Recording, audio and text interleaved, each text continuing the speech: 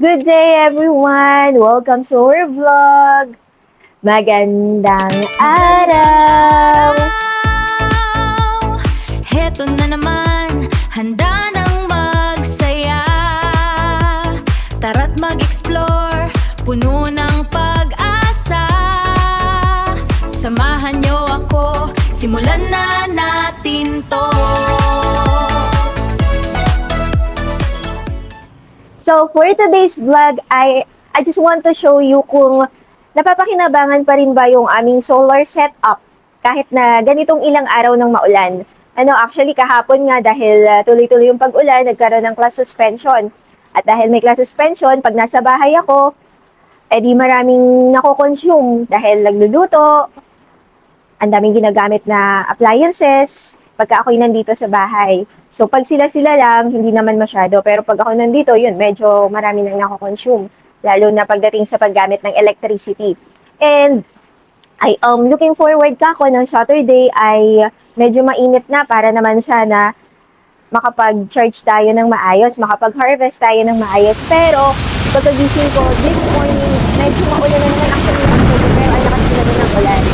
Yan, yung ulan-ulan pa. And, ano ba yung ginagamit namin sa mga panahong ito kahit na ulan? So, at this point, ang gamit po namin ay solar pa din. Kahit umuulan, yes po. Kahit umuulan, naka-solar pa din po kami. Hindi man ganun kalaki yung nagiging harvest, kasi nga malakas yung ulan kumpara kapag mainit, pero at least solar pa rin po yung ginagamit namin. Meron pang natitirang 15%. So, 15% pa po yung natitira mula pagising ko kanina. Nagising ako 7 o'clock. So, kapag gising ko ng 7 o'clock, meron pang 16%. Pero, nakapagluto na ako, tapos nakagamit na rin ako ng tubig, at saka bukas pa yung ilaw namin. May natira pa siyang 15% kasi hindi naman kinukuha sa battery lang yung supply, yung electricity. Kasi nga, sa mga ganitong oras ay nag-harvest na. Ibig sabihin, may nakukuha na tayong harvest galing sa ating panel. Bagaman, hindi katulad ng mga nakaraan kasi nga sobrang init na umaabot ng ilang kilowatt ang ating harvest dahil nga ang lakas ng ulan, halos ang dilim ng paligid, ang harvest lang natin ay 134 watts, minsan bumababa pa tapos ang kinukuha niya sa ating battery ay 139. Bagaman yung ating gamit ay 24 watts lang kasi nga meron tayong inverter, ayan, kumakain din siya ng electricity pero hindi naman ganun kalaki. At least, susuportahan pa rin ni panel yung gamit natin dito sa bahay. So siguro mamaya mga bandang 11 or 12, mag-start na siya mag-charge. Pagka ganito pa rin na maulan. So titignan natin, mamayang 12 or mamayang bandang tanghali kung anong oras siya mag-charge at kung gaano yung maha-harvest natin. At eto, bandang 1:00 ng hapon, nag-charge na siya, yung nagbi-blink doon na yellow. It means nag-charge na siya. So, ayan, 4:52 na ng hapon, maulan pa din, hindi talaga uminit, pero ang gamit pa rin namin ay nananatiling solar. Ayan, nakababa pa rin ang breaker ng aming Ormeco. Tapos, kahit ganitong oras, maulan, 4:58, may harvest pa rin siya ng 174 watts. So, hindi kami gaanong nakakakuha sa battery kasi may sinusupply pa rin kahit papaano yung aming solar panel. At ang kagandahan naman nito ay hindi masyadong nalolobat. Nalolobat ka agad yung battery. Ito po kasi yung grid. Ibig sabihin, wala kaming kinukuha dyan sa grid. Yan. Parang naka-disable siya kasi nga, ito ay nakababa.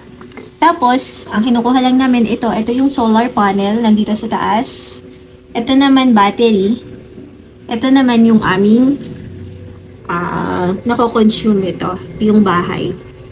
Yung icon ng bahay. So, at pag wala ako sa bahay, namomonitor ko din kung gaano karami yung nagiging harvest namin, kung nag-charge ba siya, at namomonitor ko din kung may gumagamit ng electricity sa bahay. So, malalaman ko kung ano yung ginagamit nila, bakit biglang tumaas. So, yun yung kagandahan naman ng mga solar natin ngayon. Nakakapag-monitor na tayo through SolarMan application. And, of course, masasabi ko lang na okay talaga itong solar na to kasi kahit ilang araw na maulan, tas yung ulan ay malakas talaga, halos hindi naman siya tumitigil, ambon, lakas ng ulan. Nakakapagluto pa rin ako gamit ang electricity. Yan, nakakapagkape pa rin gamit ang ating coffee maker. At may dumating nga kami kaninang bisita. Yan. So, kaya ako'y nakapagtimpla ng kape, nagbuhay ng maraming ilaw, nagbuhay ng fan, at syempre kanina, nagluto din ako gamit ang rice cooker. So, it means na gagamit pa rin namin ng solar kahit na umuulan. It doesn't mean na maulan ay hindi na talaga natin nagagamit ang solar. So, kami, nagagamit pa rin namin. Pero syempre, tipid-tipid din, hindi yung talagang ubos kung ubos. Kasi pag ganito namang maulan, di naman kailangan ng aircon sa araw. At ang lamig-lamig na nga, kahit nga electric fan hindi na kailangan. Pero may bata kasi, kaya medyo banasin. So, yun lang po. And sa mga susunod, update ko kayo kung kumusta ba talaga kung worth it ba talaga ang paggamit ng aming solar panel. So, ayun lang. Maraming salamat! God bless everyone!